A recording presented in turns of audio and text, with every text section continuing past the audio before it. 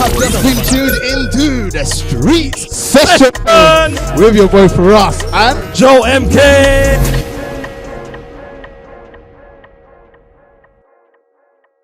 I'm here with a legend, right? He's not just an artist legend or a DJ legend. He's all in between, bro. He can write, he can drop hits, he can DJ at your party. It's man like DJ Ironik, man. What are you saying, bro? I appreciate that intro. I'm gonna record that for my next album, my next project, and keep that. I'll send you a little percentage. I'll you know send you what the I'm audio, bro. no, thank you, bro. Appreciate Yeah, nah, for real, like, cause I was telling him off camera, like, Stay With Me specifically is a hit that me and my mom still bang to this day. Yeah. Like, with hits like that, how has it been for you knowing that, you know, you have timeless music? You know what? You're like probably the fourth person in there that said that. And I don't know how it feels. It feels weird because this is probably the first year for me in particular that people have really acknowledged that this song has been out for 13 years and people still play it, do you know what I'm saying? But I really do appreciate that because when I was making it at the time, I did not think that it will still be played 13 years later.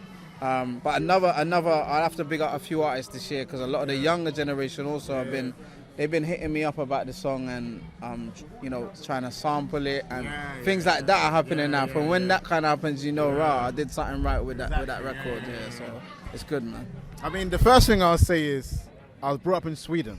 Wow. So when I heard your song, I wasn't in the UK, bro. You know, I was up in Stockholm. It was big in Sweden, though. A lot of people don't know that Stay With Me was ringing in Sweden. It was. And the maddest thing is I recorded my second verse in Sweden. Swear. Yeah, I went out there before the song came out. I went to Stockholm. The label sent me there because I think Westlife recorded the original sample in Sweden.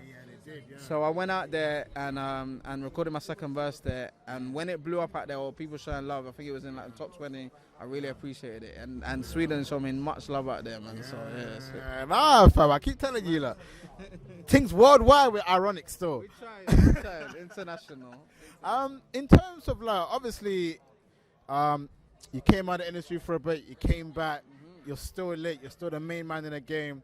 What would be your advice to people? Because, you know, there's a lot of one-hit wonders, right? Yeah. You're not one of those, but I mean, like, in terms of like, because people will get a hit and then struggle to come back. Yeah. What's your advice to those specific people? Because it's like, if you get a hit, you think money's forever, right? Right, you do, yeah. What is it? Would you say spend wisely, or, you know, go into business? What would be your advice in terms of that? I think I would say all of that, really. Spend wisely, you know, all of that stuff you can say, but I don't want to be a preacher anyway, you know what I'm saying? But I do think that, you know, musicians should get some financial advice before going into a major deal and a major record deal. Luckily for myself, I had my ear to what was going on in the street. So after I'd done my first hit record, I said, what do I need for my second hit record? I need someone that's hot on the streets right now, coming up from the grime scene, to hop on one of my new singles. And that was Chipmunk at the time. He was 16, 17, you know what I'm saying? And putting him on that record, put the record to number 3 in the charts, you know what I'm saying? So we had another hit, and then consistently doing that, I think just worked. So I think just moving smart with what you're doing, you know what I'm saying?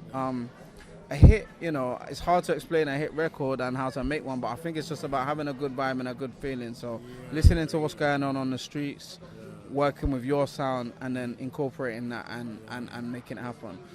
But yeah, a major thing is make sure you got your money right, because it definitely don't last forever. No matter how, if you got 3 hits, 4 hits, 5 hits, at one point it's gonna slow down, you know what I'm saying? So yeah. Before I let you go then, I want to say, being a DJ, my cameraman is also a DJ. I always want to know, like, what to you makes a good DJ? Is it the playlist? Is it knowing what song to play next? Like, what makes a good DJ? Right, that's a good question. You know, for me, it's about watching the crowd and following a vibe and knowing what's next to play. It's definitely not like having a set playlist and having the next record ready, because that's never going to work. A lot of people ask me, like, how do you prepare for a DJ set? Whether it's a festival or whatever, I need to go there an hour before and gauge the crowd, because you never know what kind of crowd you're going to bump into. So I might play one record, the crowd goes crazy, but they might only go crazy for 20 seconds. So then I need to make sure I know how to flip it for the next record. You know what I'm saying? So I think it's about keeping that vibe, gauging the crowd, and watching what they run, I think, for me. Yeah. Nah, listen, I fuck with that message. I want to make sure that everybody out, if you're an up-and-coming DJ, listen to what he just said. Pull up early, figure out the crowd, and just know what is time to be played and what isn't. Because if you're pulling up to a full-on white crowd and all they want to listen to is pop shit with Taylor Swift, have the pop thing ready. If you pull up to a black crowd and all you're hearing is dancehall, have the vibes cartel ready. You know what I'm saying? So big shout out to my man DJ Ironik, man. Listen, we love seeing you shine.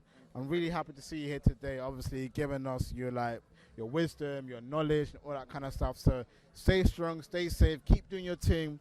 We love seeing you shine and winning. This is obviously Warfare 90.4. We're here on Strong Room Shoreditch with the legend. And Mum, I told you, I got an interview for you, yeah? So don't complain. And I just want to say thank you for having me as well, bro. And keep doing your thing, keep shining also, bro. Appreciate it. Blah, blah. Yeah. So I'm going to say this. I'm going to pause it quick. Just stay with me, yeah? Love. Been tuned into the street session with your boy Firahs and Joe MK. Why is this the name of our show, bro? Because we're the hottest in the streets.